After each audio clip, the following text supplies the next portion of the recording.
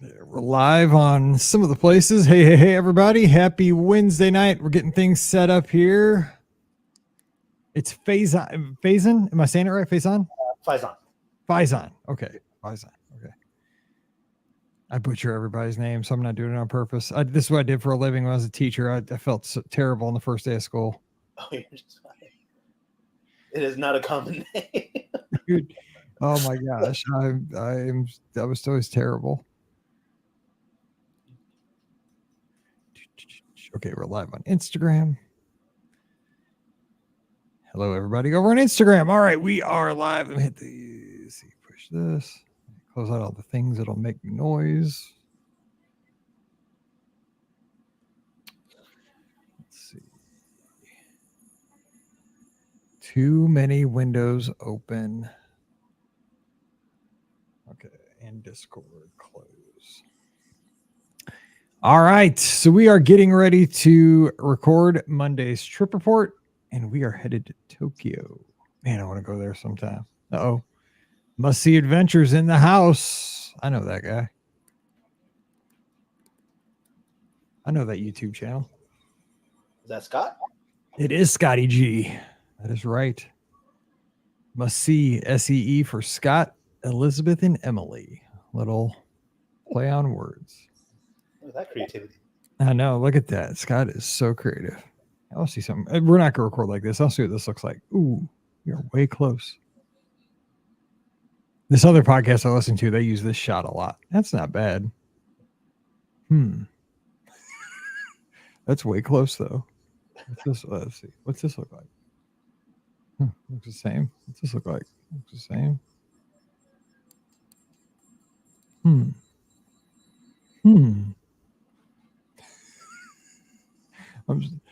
I've just done things the same way for so long. Oh, maybe we'll switch throughout the show. Let's mess around. Who knows? All right. So if I switch the camera, don't freak out. I'm just pushing buttons. It's a Monday. Or no, it's a Wednesday night. I don't know. Okay. So this is going to be episode 25. Your notes are awesome. So this is going to lead us right through. So let me in the pictures. Okay. Here we go. Yeah, that was a big photo dump. I didn't really filter anything out. I hit it this afternoon, so it's in, and I started to get to it, and then I had to call Cruise Line. I got all confused because somebody made a couple placeholders, and then their deposits didn't go through because they had bad gift cards, and then I got all caught up with that. I'm like, oh my gosh, it's confusing. So I've been working on that. All right, here we go. 2541 for Monday. Welcome to episode 2541 of the Be Our Guest Walt Disney World Trip Planning Podcast. I'm your host, Mike Rallman from BeOurGuestPodcast.com and one of the senior agents over at the Magic for Less Travel. Happy Monday to you. Hope you had a great weekend. And, well, if you are living in my world, you know that right there, that was the last weekend without football here until February. That's right. It's a good thing. So hope you got everything done that you needed to if you're a football fan, because good times are they're coming, and it's going to be a good time here in the United States here shortly. But we're going to get you, we got to get out the door and down the road, as I always say on little teasers, because it is time to get to work or school. Good luck to everybody headed back to school today. I know a lot of folks are headed back for the first day of school today. A lot of students make it a great year. And today, we're going to take you to school, a little geography lesson, because we're headed outside the United States today with a great trip report. Guest of the show who's been on before. We're headed out to one of the great cities in the country, out in the Pacific Northwest, Seattle, Washington. Faizan joining us again. Thanks for coming on the show today, buddy. Glad to have you back. Thank you so much. So, how are things out in the PCW? Did I say that right? PNW? PNW. I see. I knew I was like, as soon as I said the wrong letters. I said I'm freezing up. But yeah, I've always wanted to go out there. It looks so beautiful, even though I've heard it rains all the time. Yeah, no, this is the perfect time to head over in the summer. Nice kind of moderate weather. It's beautiful. The mountains are out, and so it's a great time to visit. I got to ask you this, because everybody assumes, since I'm in St. Louis, right? I'm in a suburb of St. Louis. I'm about 20 miles from the city, a little bit west. Everybody assumes I go up into the arch like daily, like that's all they know. Like, oh, Mike's from St. Louis. He goes up in the arch. How many times have you been up in the Space Needle? 3 or 4 times. Okay. The fingers on the hands. I always wonder that about locals. Like, like if you live in Paris, do you go up in the Eiffel Tower all the time? You're like, because I mean, I think a lot of times you like live in a city and you got like an iconic thing and you just never do it, So I will say though, so the Space Needle, right, is one part of what's called Seattle Center, but there's a lot of activities to do in the Seattle Center. So we've gone to the Seattle Center many times. They have festivals in the summertime.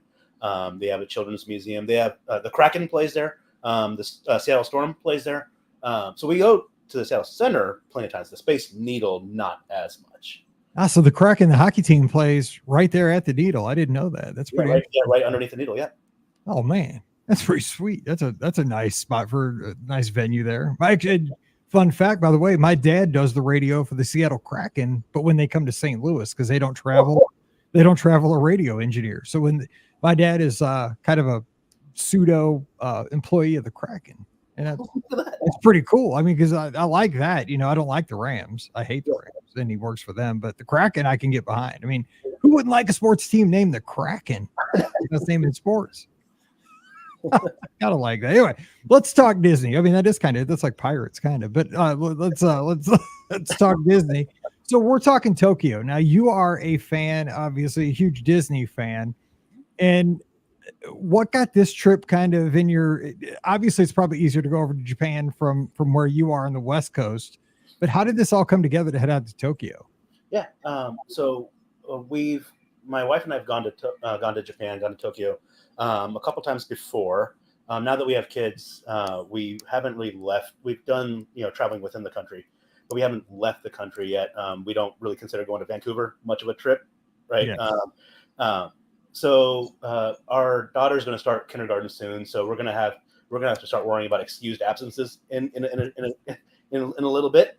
So we figured, we haven't traveled for a bit. We really miss Japan, and so we figured let's go. And it's also, I'll get to this in the notes. Tokyo is actually a really easy city to visit if you're not super familiar with the language. It's a global city, and so there's English signs everywhere, so it's super easy to navigate. So it's a very easy intro to Asian countries.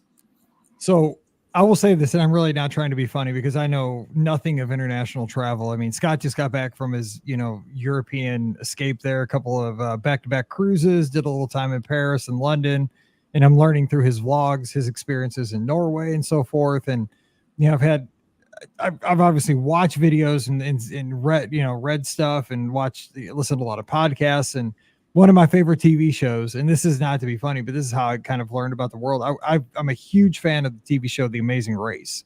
And The Amazing Race over the years has always passed through Japan many, many times in their legs, especially Tokyo.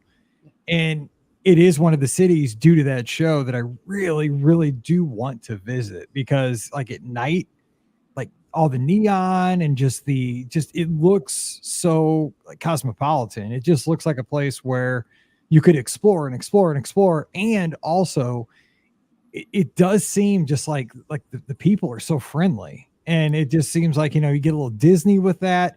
The culture seems great. I mean, then you can get outside, I think, of even Tokyo proper, and you got mountains and you just got beautiful, just places to vistas to see. I mean, it does seem like it would be very fun for somebody that's maybe exploring international travel for the first time. That is kind of really high on my list for one of the very first places I want to travel internationally. Yeah. And the goal of the trip wasn't necessarily Tokyo Disney, even though that's what we're going to talk about today. The goal of the trip was to go visit Tokyo, right? And take in Japan. Tokyo Disney was a benefit, right? Was a nice little connection for the kids and for us also to this is familiar, right? This we know this, so yeah. So let's talk logistics and the planning, because again, it's going to be a lot different than booking Disneyland, Walt Disney World. That I think a lot of us, that's semi-automatic for us at this point. What would you tell folks? Because you lay it out a lot for me, and one of the in the notes, it's very competitive. There are some restrictions. There's obviously less Disney-owned hotels. So just walk us through what you had to consider when it came to putting everything together before you even considered stepping outside your house. Yeah. So outside of all the legal stuff to to go to Japan, right? Passports and all that. Yep. Outside of that, when it comes to Disney specifically, there's three. There's one big date that you have to keep in mind, which is 4 months out, and that's where that's when your hotel window opens up, and that is super competitive. So when you're thinking about like pre-trip planning, which we all kind of like being Disney fans, right? We like that planning. 4 months out is a key date, and you really want to know if you're going to pull the trigger before 4 months, because once that 4 month window hits, your chances of getting a Disney hotel go down and down every day, really. So at that 4 month mark, you really got to know, hey, we're doing this, and so you can log on at 4 months out and book your hotels. One thing to be aware of is that you're dealing with a Japanese website, and so you may want to make sure that your browser can do translations, right? Translate from Japanese to English.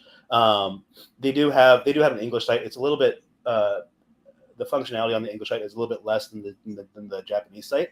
So there, you just got to make sure that you're able to browse the website, efficiently, right? To make sure that you're able to make the reservations that you need to make. That's one thing to keep in mind. Is was there a tool or something like a Chrome extension or something you found handy that maybe you could throw out there for folks? Actually, it's actually good thing you mentioned Chrome. It's actually built into Chrome. Okay. It can sometimes auto detect, and if it doesn't, in the URL bar, there's a little icon you can click to force it to translate to English. And so 4 months out is really a key date here. And you can book your flights and stuff, whenever that makes sense for you. But in terms of the Tokyo Disney part of the trip, 4 months out is really a key date, because there are a couple of hotels which I'll mention that are super popular and have a lot of perks that make sense for if you're gonna make the trip out there. My suggestion would be, if you can swing it, spend a little bit extra money. This probably isn't an every other year trip, right?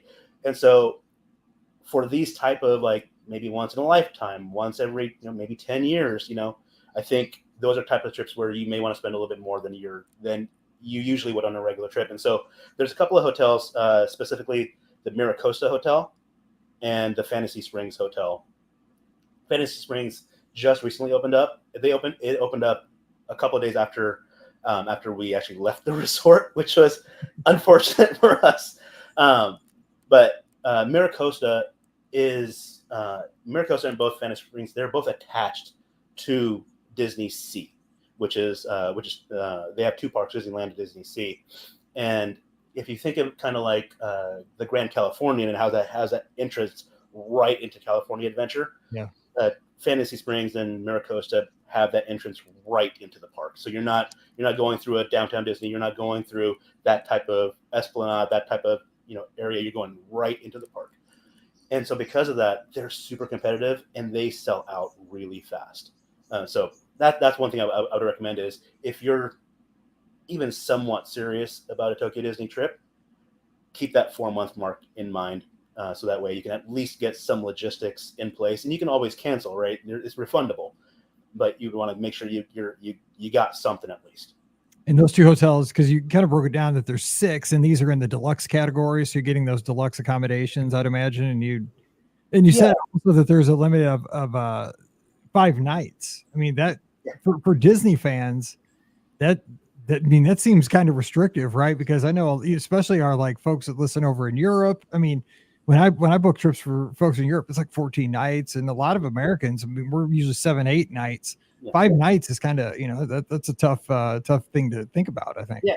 And I mean, you can go back in, and we work within the 5 nights, but I would assume that you can go back to back 5 nights. Yeah. You really wanted to. But in one transaction, you are limited to at most 5 nights. And that includes split stays, which we don't usually do in the American parks, but we did here. And I'll go over why, but we stayed at Miracosta to get that access to Disney Sea, and then the Disneyland hotel to get that quick walk over to Disneyland. Nice. Okay, so you name those two that have the kind of pseudo like Grand Californian access right into the back door of Disney. See, the moderates you listed Disneyland Hotel you just mentioned, an Ambassador Hotel in that moderate category. Yeah. So you stayed at Disneyland Hotel as well, the split. Yeah, and so if you think of Disneyland, if you think of positioning, you've been to Disneyland, and so how Disneyland and California Adventure are just right across the Esplanade. You got Disneyland on one side of the Esplanade, you got Disneyland Hotel on the other side of the Esplanade. So you leave the hotel doors, you just walk across the street, and you're in line for Disneyland. And when it comes to like making your way into the parks, the locals there are huge fans of Disney, and so they will line up. If you think you woke up early enough to rope drop a Disney park in Tokyo, guess again, there's going to be a crowd in front of you. And in one of the pictures in the albums I shared, there's a mass of people early in the morning to get into the parks, and that's it's a lot of demand for Disney parks in Tokyo, and so. Staying at a Disney hotel, which grants you that early access, is key if you really want to kind of make the most of your day in the short amount of time that you're going to be in Tokyo Disney, right? So no, there is that perk that you get in. It's not called. I remember seeing it in the notes. I read them this afternoon. It's happy entry is what they call it, right? I love that. Like when I saw that term, happy entry. I mean, that's just. I don't know if it's cultural, but I just like that. It just seems right. I like it. I mean, just like what a way to start your day. You got happy entry. Yeah, better than. And so we, I believe we have 30 minutes early entry, right? For if you're an on-site guest. So so there's this 15 minutes, which doesn't sound like much, but the crowds that you're going to get ahead, right? From that are waiting to get in, but you're cutting in front of them all because you have the early access. The 15 minutes actually saves you a whole bunch of time on the back end. Later in the evening, later in the afternoon, when things do get crowded, you got a couple of the top ticket items either done. You either rope drop them, or you were able to get in early and you were able to buy those skip the line passes ahead of everybody else that hasn't signed in or hasn't gone through the gates yet. It kind of works similar to Disneyland, the fast lightning lane in Disneyland, where you can't make the advanced reservations. You can start making them once you get in. So it works like that. So when you get in that early entry, not only are you able to get in line, a physical line for a ride, but you're also able to get those fast pass equivalents for the next ride that you want to get on. Very cool. So real quick, the values over there, Toy Story Hotel, and you had the Celebration Hotel, and there also are some like Good Neighbor hotels, so we can kind of wrap that. But the Toy Story Hotel over there looks awesome, by the way. I mean, I've just seen like pictures and stuff of that because again, I'm like a value guy, but I would stay deluxe probably and do a split because I would have to kind of, if I'm going to, while in Rome kind of thing, but I'd have to stay a couple nights at Toy Story. That's one of my favorite Disney movies, and it looks amazing. Yeah. I think the Toy Story Hotel, I think, is also one of the ones that's on the monorail loop, so you can easily get around from the hotel to the two parks to their downtown Disney equivalent area as well. In that monorail over there, because I always see coverage of that, it's pretty amazing in itself, right? I mean, it's like super clean, it's super themed. I mean, it's amazing, right? Yeah. The handrail, the loop that you hold onto is a Mickey silhouette. The windows are Mickey shaped. It's super themed, and it's surprising that we don't have that, right? I know. It's like, oh man, I see that kind of stuff, and I'm like, why can't we have those kind of nice things? But then I see people leaving, trash, garbage in the one at Walt Disney World, and I'm like, this is why we can't have nice things. I guess I don't know. People, let's get it. It's not us, the people that are listening to this show. It's the other people that leaving their garbage there. We're the ones cleaning it up. Scott's always like, I'm always picking up trash. I know, we all are. It's what we do. Okay, so let me ask you a couple of things, because you gave me such great notes. So what about like ADR equivalents? So you want to go there, you want to have as much taken care of ahead of time. And we're used to making ADR 60 days out. Same thing over there? Nope, doesn't look like it. Yeah, so they have two windows for ADRs. They have your standard theme park restaurants, and so for that one it's 1 month out, and they have restaurants within the resorts too. So there may be like a buffet of sorts in there's a buffet in Maricosa. They have a couple other hotels in Maricosa as well. Same thing with the Disneyland Hotel and the other hotels. They kind of have their own dining establishments. And so for that, it's 3 months out, which we didn't know that at the time. And so we thought it was just 1 month out for everything. And it looks like, as it turned out, there was 2 different windows depending on where you're trying to get the ADR. So those are a couple of other time frames you want to keep in mind is 1 month out for theme park ADRs and 3 months out for the resort ADRs. Did you feel like, though, once you got there and once the trip happened, that you were fine with the selections you made? I mean, did you feel like you missed out on anything because of missing that window? For the first night, it kind of felt that way because it would have been nice to, when we first checked in, it wasn't a park day. It was just a resort day. And so it would have been nice to kind of just stay within the resort and eat within the resort. So we went into the downtown Disney equivalent area. They call it Xpiari. And, we were able to find some good food there. And so, not the end of the world, right? You're in Japan, so you can eat, get an opportunity to eat some Japanese food, right? And whereas the food option within the resort probably would have been a more safer option, right? A more familiar option. And so, pros and cons, right? Right. I mean, yeah, exactly. I mean, but you could explore, you could try something new. I mean, yeah, that's how I am too. Sometimes if you can't get something, it's an opportunity also at the other end. Okay, so you also mentioned airports. You had 2 airports, and kind of again, I feel like back to Amazing Race. I feel like Phil Keegan, when he would have like the Roblox, this one has pros and cons. Farther away and closer to the city. So talk to us about that. Yeah, so there's 2 main airports, Narita and Haneda. Narita is further away, but it has an express train into the city. Haneda is closer to the city, but it has local public transit options. They both offer, and if you're going to start off in the Disney resort, or if you're going to end at the Disney resort, they both offer shuttles to and from the airport. So if Disney's going to be on either end of your trip, they both offer shuttles straight to and back from there from the resort. Nice. And then so it was a 12-hour flight though from Seattle. See, I didn't think it would be that long. I was guessing like 6 to 8. See, I scope in distance. Yeah. Wow, 12 hours. Yeah, it was that was not a fun flight. So we had that's a lot. we have a 5-year-old, and we have at that time just turned 1-year-old, and the 5-year-old is fine. You throw an iPad in front of her, or play the little games and on the little headset in front of you. She was occupied. Our 1-year-old 12 hours though. I don't know, man. Even 12 hours, holy cow. But our 1-year-old had just learned how to walk. Right before the trip, and so she did not want to sit down. So that was fun. You got to do what you got to do, right? Yeah, maybe next time we'll spend a little bit on the extra leg room area. Maybe like the the seats that maybe lean back a little bit more.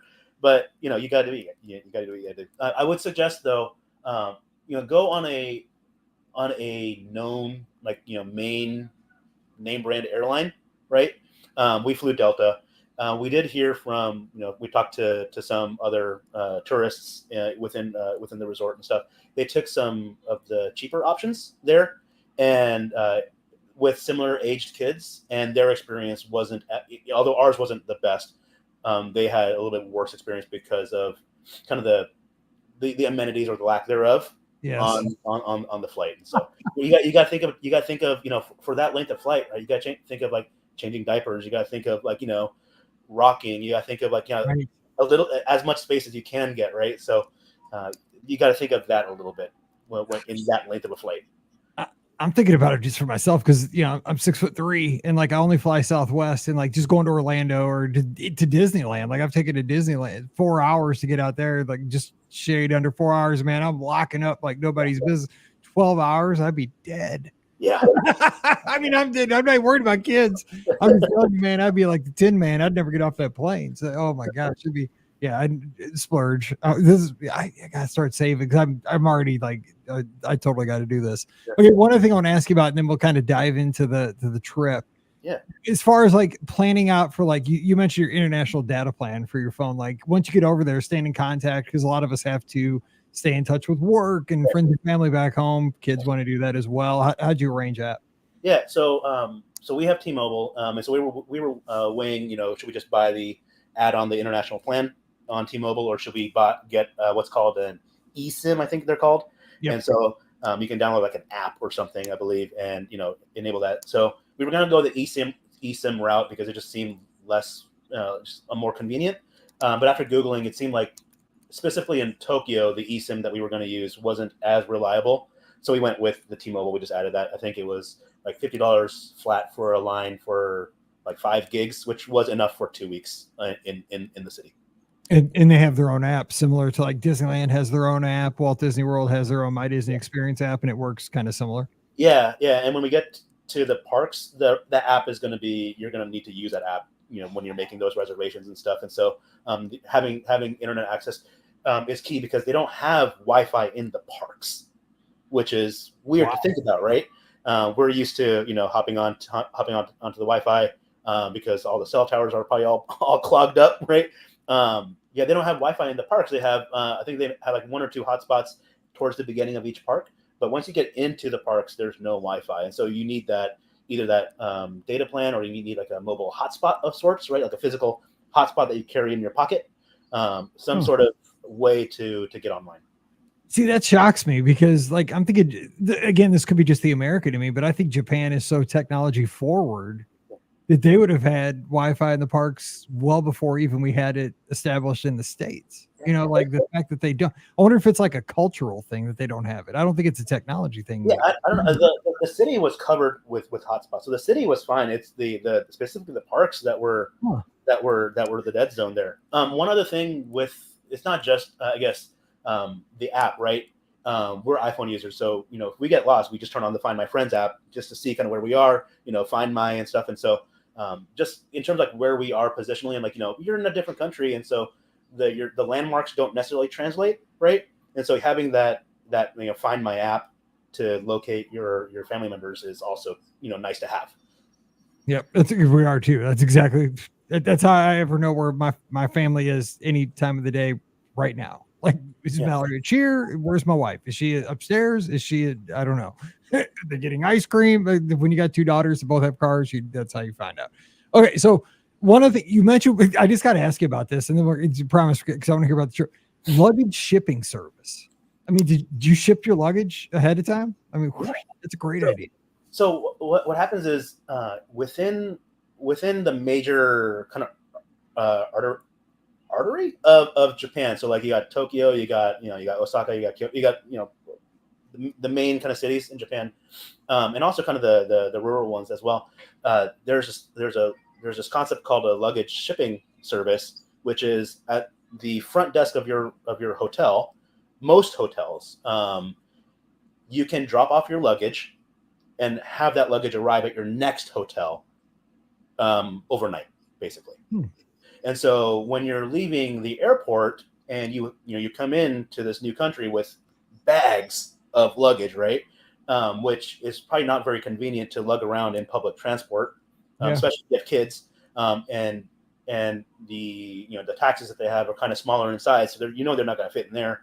This luggage delivery service is key. So we shipped. Basically, what we did was we had kind of like a cruise. You kind of have your day bag, right? Mm-hmm. That'll last you that day, maybe that night, right? So maybe some clothes for the next day, and then pack everything else into all your other bags and have that shipped to your next hotel, whether that's the Disney Resort or your next hotel in your trip in Japan, or so that's what we used, and it's a nominal fee, right? With the exchange rates and stuff, it's just a nominal fee that you pay for the service, and it's there the next day. It's an interesting concept because I guess that would make you more apt to use public transportation, because obviously one of the hindrances of using public transportation would be, like you said, dragging 2 suitcases per person. You can't do that on a light rail or on a bus. But if you don't have that, you just have yeah, totally. Yeah, that's super interesting. Yeah, that's a cool concept. Yeah. It's almost like going back to Magical Express days. There you go. It's like Japan's version of Magical Express. All right, so let's talk about your arrival. You get there, you get to your hotel, and the vacation starts. Real quick, how was the like jet lag and all that? Did you adjust pretty good? kids? So for our trip specifically, Disney was kind of in the middle of our trip, and so we're getting when we were there, we were getting used to the jet lag, and so we used the jet lag in our favor to do kind of the Tokyo things, the touristy Tokyo things that you want to get up super early in the morning for. So when we got there, when we got to Disney, we were kind of almost in their time zone, so that for us it worked out well because it was kind of in the middle and not at the very beginning. I would imagine if Tokyo Disney was at the front end of your trip, you're get some coffee, bring some Red Bull. Because it's a real thing. It's not just 3 hours, right? It's a big time jump.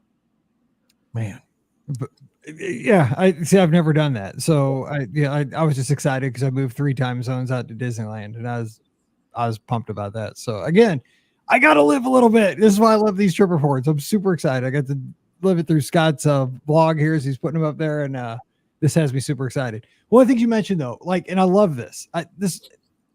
You guys are our listeners are the best. Faizan, you're the best because you said it's great to know some basics because you are visiting their parks, right? You're a part of their culture. This is Tokyo Disneyland, and just no, please, thank you, excuse me, some basic terms, and that came in handy for you throughout the trip. Yeah, and I guess there's a concept of an entitled traveler, right? And we don't want to be that, right? No, absolutely. You're representing your country, right? So you want to you put in the best light, right? So nobody's asking you to order everything in Japanese. Nobody's expecting that of you.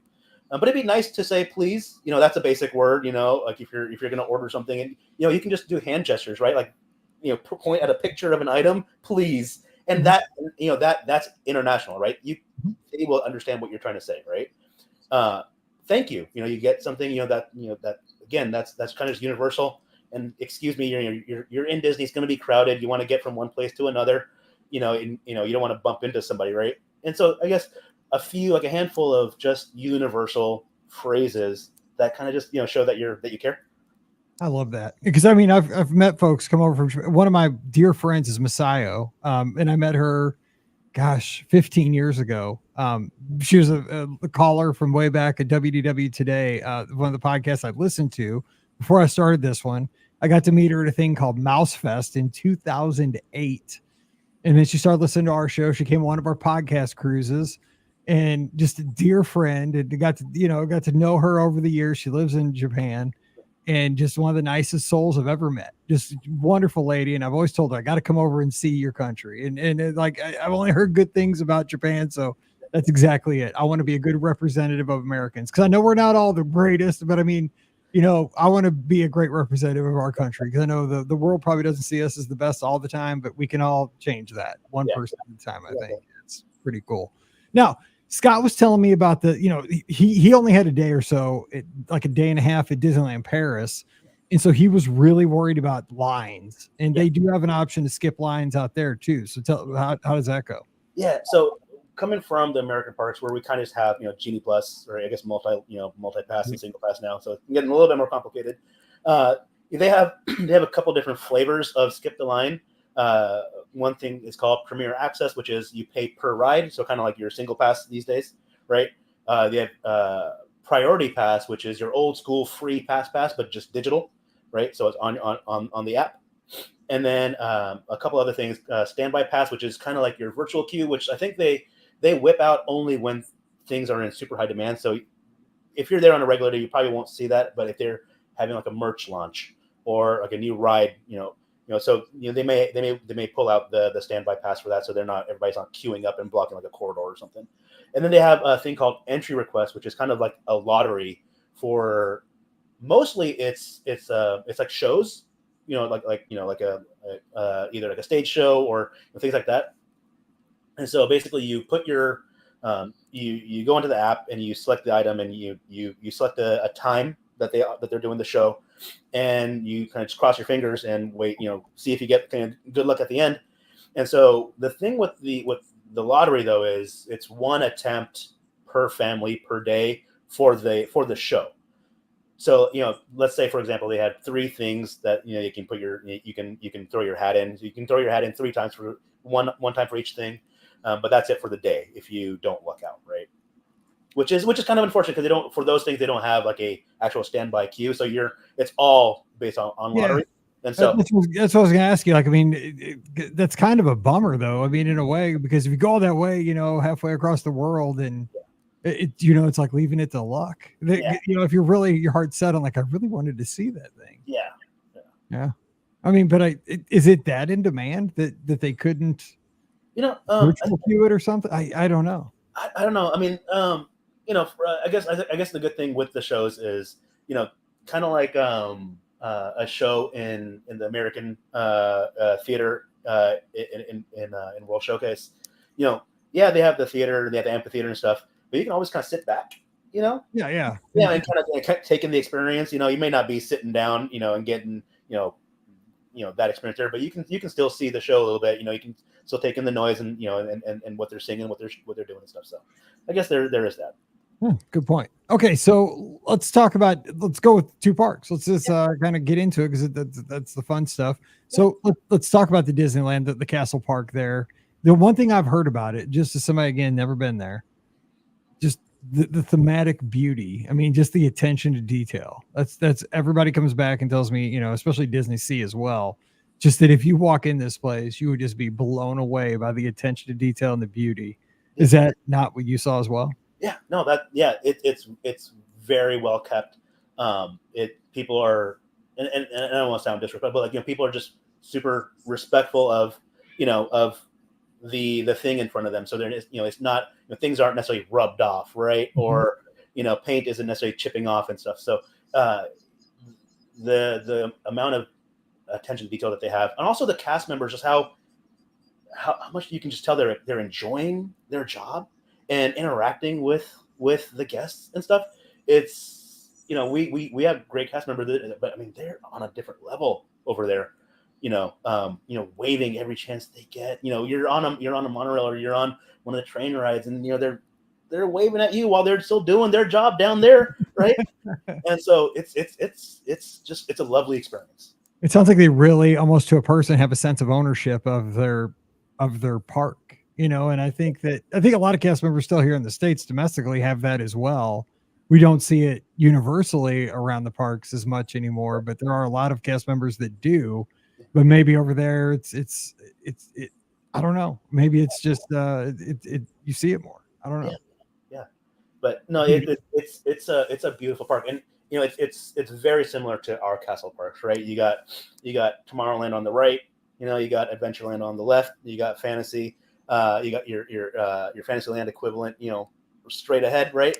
And so it's very familiar, right? And the one thing that it doesn't have, though, which is unfortunate, is a perimeter railroad. They do have a railroad ride, but it's perimetering the one of the lands. So it was very quick on and off when we didn't really realize that when we got on. Oh, we're done already. So that But, it's like Casey Jr. at Disneyland. Like, wait, that was quick. but it's a beautiful park, and it's from I listen to some podcasts and stuff, and so when they were designing it, I guess they picked and chose what they wanted from Disneyland while they were building Magic Kingdom, and so it has the size of Magic Kingdom, right? It's vast, right? But it has the charm, I guess, of Disneyland in it. I like that. And the rides that kind of have like a spoken aspect to it, like Jungle Cruise, or really anything that has like talking animatronic and stuff, they're going to be in Japanese. But we've been through these rides, right? And we understand. It's Disney, it's a story, and we understand kind of you may not understand the words, but you understand the gestures, and you understand kind of where the story is taking you, right? So you can kind of fill in the details, and it's great. And you don't have to speak Japanese to understand that, right? Which is great.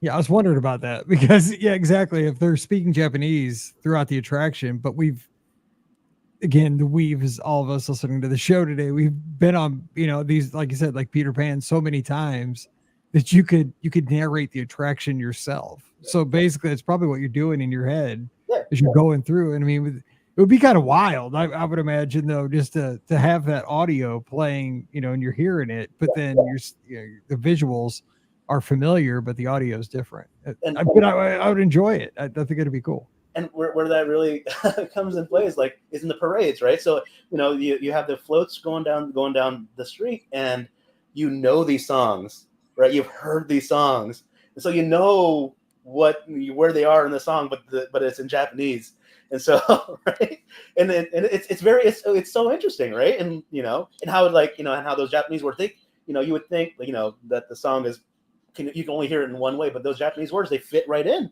And they rhyme just like they're supposed to rhyme, and so it's super interesting. You're like, they're making that up. Those words do not make sense. They're just totally making this up on because it cannot rhyme like that. No, but it probably does. So let me ask you, so in the Disneyland park, what were some of your personal favorites? Like you went over there, when I went to Disneyland for the first time, I fell in love with, just like Scott, I loved Alice. I like the Casey Jr. circus train. I thought that was cute. Obviously, I love the Matterhorn. Pirates was better out at Disneyland. I love Fantastic. There's just so many things that were just, even if we had a version at Disney World, I just kind of tended to enjoy the one out at Disneyland better. But what stood out to you out at the Disneyland park in Tokyo? So a couple of our favorite rides that we really enjoyed was there's a brand new ride called Enchanted Tales with Beauty and the Beast. A brand new ride. It's a trackless ride that takes you through kind of the a Cliff Notes version of the movie, really. And there is a ride called Monsters Inc. Hide and Go Seek, Ride and Go Seek, which is basically your Monsters Inc. ride in California Adventure. Combine that with Men in Black over in Universal. Oh, nice. And so that's a fun ride as well with the kids, because there's a little gamification of it as well. And then there's a ride called Happy Ride with Baymax, which is basically a Baymax version of Aliens Swirling Saucers out in Disney World, or Mater's out in California Adventure. And so I know you mentioned this at the end, right? But I'm going to jump in here before we go over to Disney Sea. Duffy's a big deal, right? Out there. I mean, I've heard they have ledges so you can take pictures of Duffy. I mean, is it just Duffy, or is it all these characters? And because I know my friend Masayo, and I hope Masayo's listening today. Hey, Masayo, hope you're doing well. She always brought her little beanie. I forgot the beanie that she always carried with her and brought it on all of her trips and took pictures with it and all that. But I mean, is it just Duffy, or is it other Stuffies? Because Sally Mae, I think, was Duffy's girlfriend for a while. And all, I mean, tell us about that whole phenomenon out there. there's a whole cast of characters. So it's Duffy and Friends is kind of the group, and I think there's 5 or 6 or 7 of them in there. Yeah. So it started with Duffy, Shelly Mae, and then and it branches off. And so each of these characters, so they all live, quote unquote, live in Disney Sea. So you don't really see cross contamination from Duffy and his friends from Disney Sea into Disneyland, and I think people kind of buy into that. Oh wow, that reality that Duffy lives here and not. My bad. No. I'm going to be coming after me. No, we'll wait till here we are. Somebody's probably wearing a Jedi robe from Hollywood Studios, getting over to Animal Kingdom right now. Oh my God! Yeah, I didn't know. Sorry, I had no idea.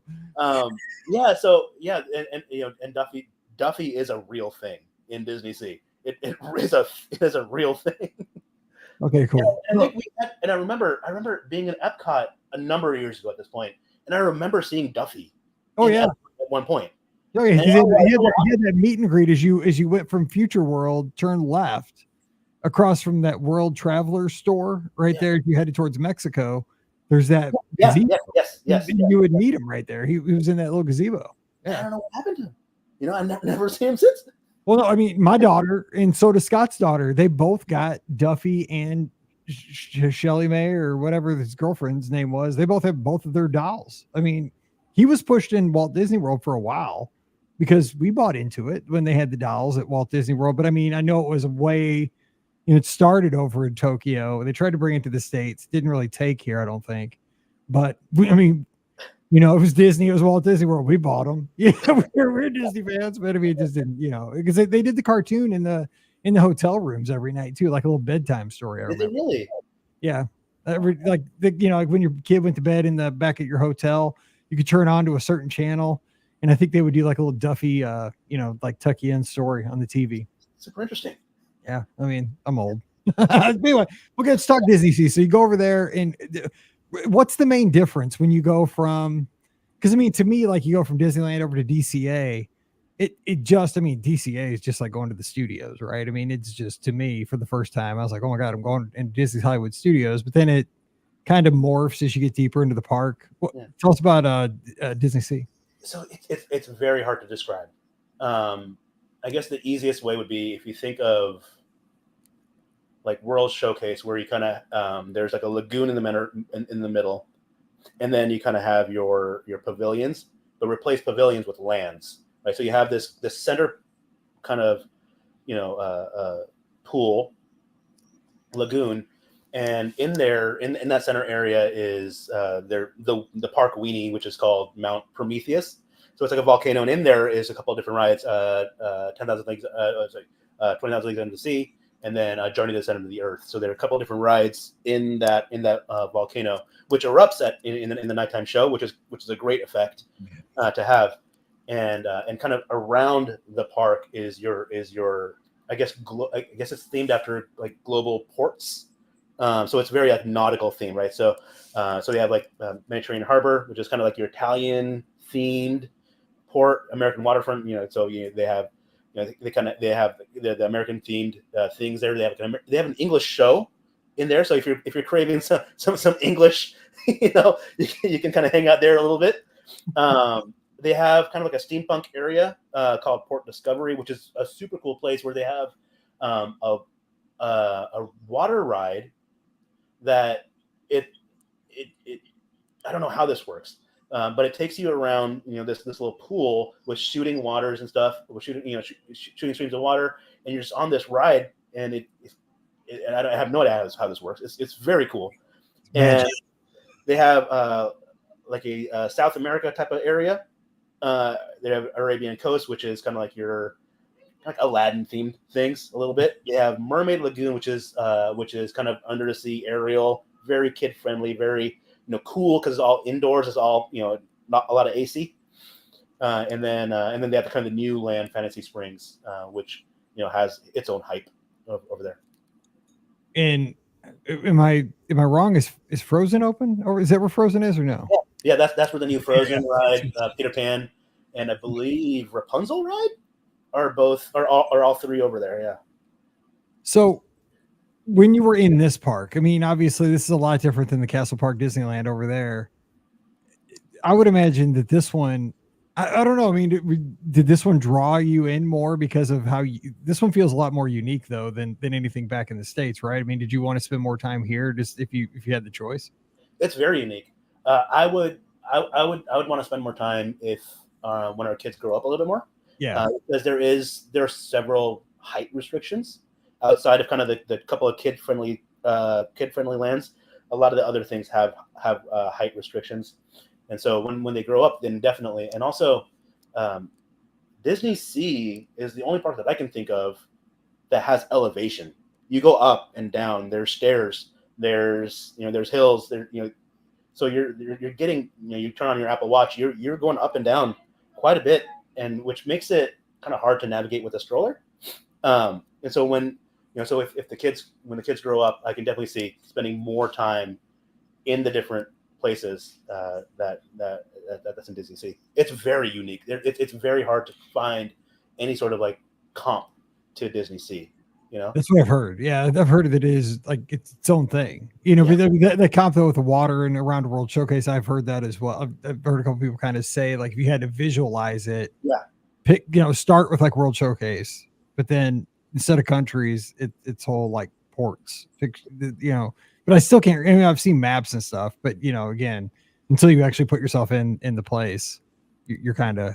That's why again, you gotta be so excited. I'm so jazzed.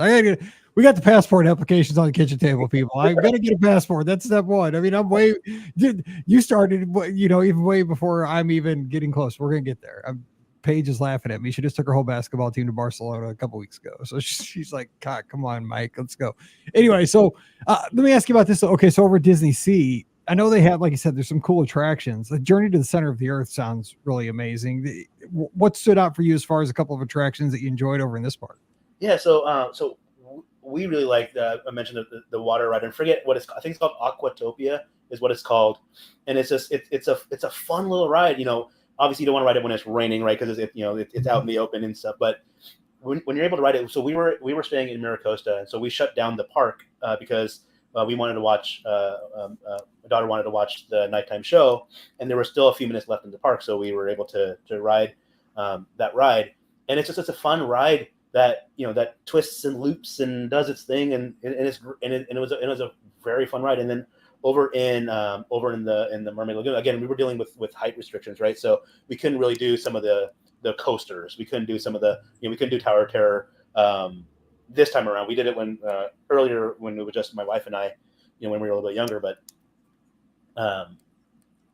in the Mermaid's Lagoon area, they have a couple of small roller coasters. If you think of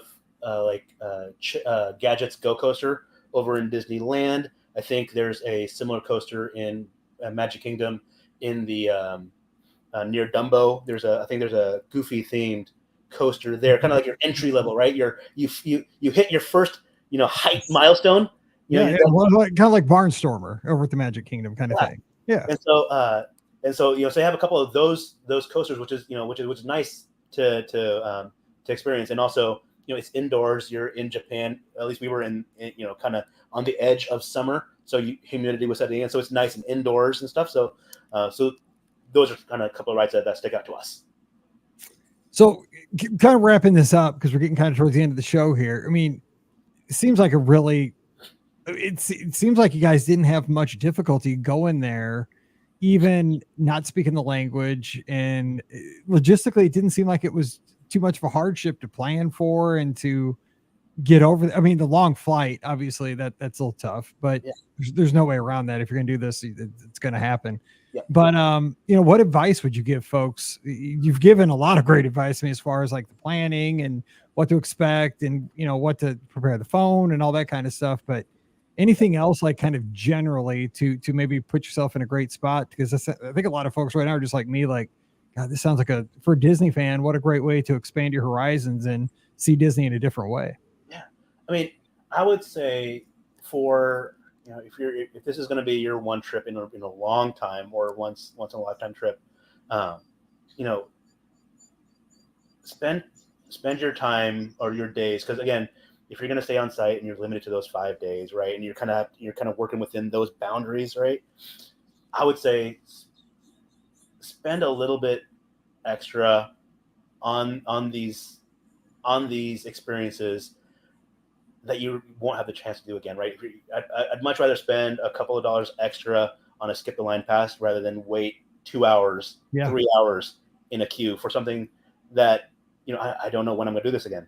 So in a trip like this, I would spend more than I would be, than I usually would, just because I know that I'm not going to do this very soon. Right. So staying in a resort that gets you in early, doing those skip the line passes. I would also kind of spend time doing attractions that we don't have either a clone or a similar version of, Small World, it's not the exact same, but we kind of know. And if you're limited on time, those are a couple of things that, all right, I can appreciate the facade maybe, but I'm going to go over here because we don't have this right over here. So those are things I would recommend. And also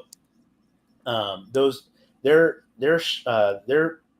parades, their shows that they have are excellent. And people are super respectful of each other's space in those parades. So when you're waiting, so it's not like you have to get there 3 hours ahead necessarily, right? You can get there and people are sitting down. You don't have to worry about being the tall one in front of a short person, right? You don't have to worry about being the short person behind a tall person, right? Everybody kind of like lines up like nesting dolls, kind of, I guess. Yeah, everybody's just very respectful of kind of where they are and kind of the people around them. So you I would recommend kind of watching shows, because I think you're probably gonna have a good time watching shows. You're not gonna have to like rub shoulders with necessarily anybody, right? To jockey for position. Those are a couple of things, right? Kind of if you're gonna make, and also getting away from Disney for a bit. That's what I said. I was closing out with, like, besides the Disney, like, what was there in Tokyo that was really cool to do? Yeah, in Tokyo, there's several places to visit to get some good sushi. They have Tsukiji fish market. They have kind of a very they have a place called Harajuku, which is very kind of fashionable, very kind of like hip, cool. So they have places like that. They have they wouldn't let me in that place. They'd be like, keep moving.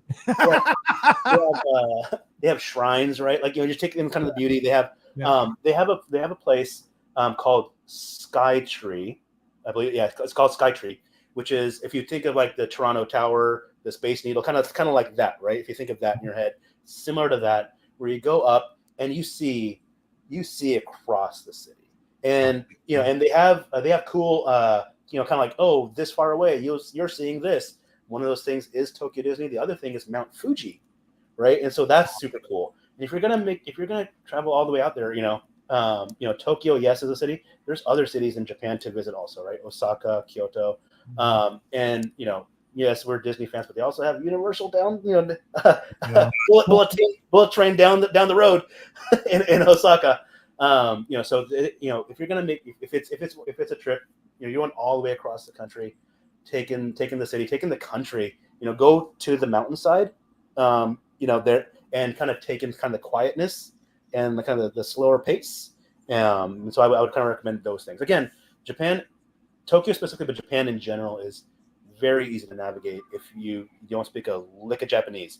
There's English signs, gesturing is universal, maps, right, pointing to this. And right? with the technology of today, I mean, literally, real-time translation on our devices.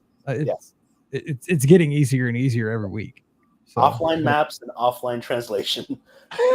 I mean, I can barely speak English, so I would do the best I could over there. But it seems like the culture is very kind to people that are not from their country. Again, the kind of the big three, just personally, that I've always thought, I do want to see the Disney parks over there. I want to see Tokyo proper, because again, I've seen all the neon and just the excitement, the cosmopolitan aspect of the city. And I've also heard, now I don't know if this is true, there's some electronics store in Tokyo that's supposed to be just like enormous, and it's got all kinds of crazy electronics. So I got to find that. I've heard on podcasts. I listen to nerdy podcasts. So I visit, and then, like you said, I want to get outside and see the rural parts of Japan, see the mountains, the peace, because I've seen that too. And I just want to enjoy just being out and seeing more rural Japan. Yeah. It's a lot of, I think you had mentioned previous spots, sensory overload. So you get that in the Disney parks, you get that in a big city. So it's nice to kind of reset a little bit, right? And kind of go to a more quiet, more a little bit more peaceful. Yeah. So those are a couple things. If you're gonna go all the way out there, and I guess in a couple of years there's gonna be a ship out there too. I know. I'm saying, and I mean, and the thing too. I mean, God, knock on. This is it's so sad, but in a couple of years we're going to be empty nesters. So, we're going to have time. Yeah, my wife's going to be retired from teaching, and we might actually have time to do something like this. So yeah, it's opportunities coming up. So I'm telling you, the passport things are going to get off. The applications are going to come off the table shortly. So you have me so excited. What a great way to start the week.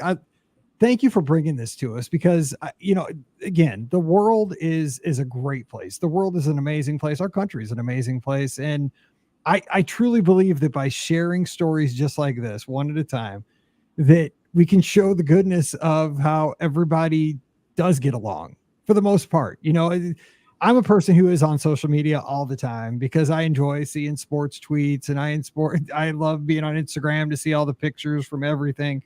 And I just tend to scroll right past all the bad, but I know it's there. But, I'm glad that we get to put this stuff out a couple times a week and just share awesomeness. Like you talked about how happy people are and how much fun you had with your family, and you got to come and represent the best of America over in Japan. And when I talked about Masayo, when Masayo comes over from Japan to the United States, I think her whole country's awesome because I've met Masayo and hung out with Masayo. She's like a buddy of mine. And, that's how the world should be. So you took the time tonight. You got a busy family. I know you got a lot going on, but I mean, what a great way to start the week. So thanks for taking the time. It really means a lot.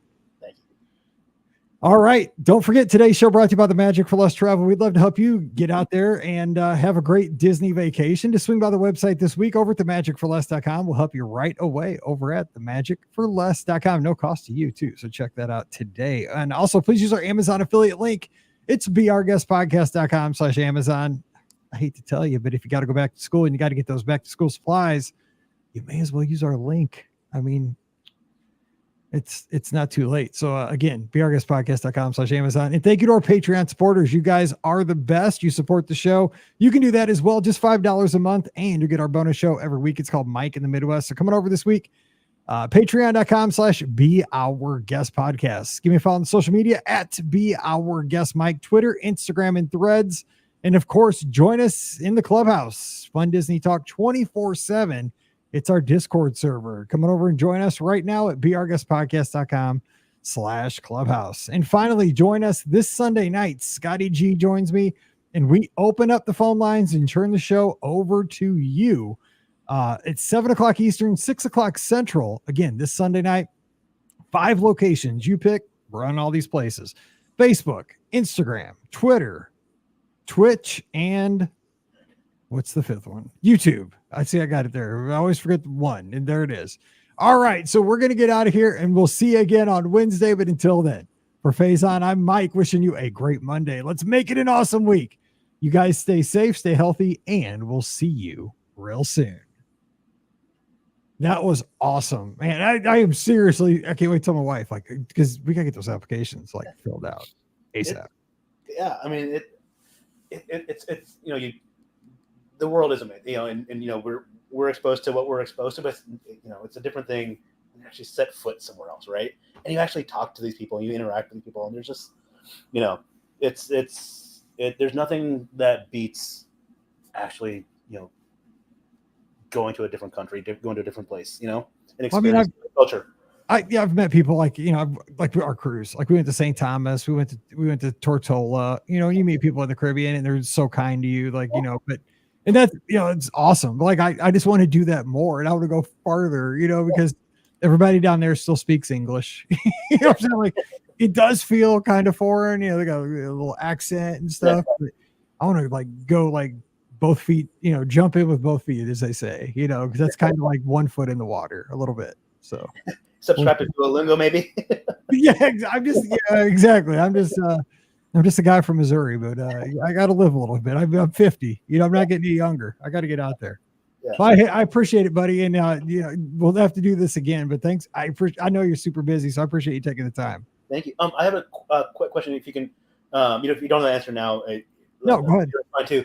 For the cruise in December, do you know if there's a list of nights, themed nights that that we should probably pack for? Do they post that? Do they publish that at all, or they don't? Let me see. Hang on. Let's see. So you're Western Caribbean, 5-night Western. Yeah. Like Galveston. Yeah. First week of December. Yep, December 1 to 6. I did. That's a weird itinerary too. That's not. It's not. It's just not. It's not like a 7-night. It's the 7-nighters have a tempo to them. Okay. Where it's just because it's a 5-night Western. That's not because Galveston doesn't have as many sailings. What I'm saying, it's not. It's not a port that's year round. Okay. Let me see what I can find out. But yeah, basically, if you just Google it, what you're going to find is somebody that reviewed the cruise has probably been on it before. Yeah. And I don't even know when that Galveston sailing starts. So I'm just trying to think how up to date it would be. I don't even, because the Magic obviously isn't in Galveston right now.